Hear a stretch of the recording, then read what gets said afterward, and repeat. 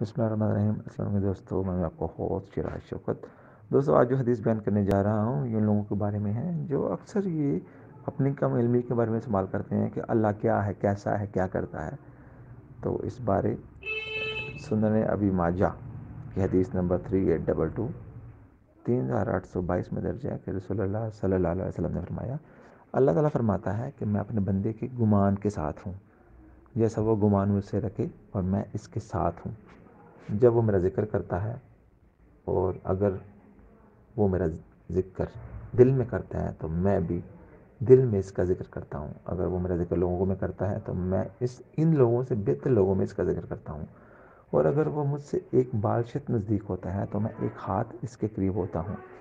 اور اگر وہ چل کر میرے پاس آتا ہے تو میں اس کی جانب دوڑ کر آتا ہوں۔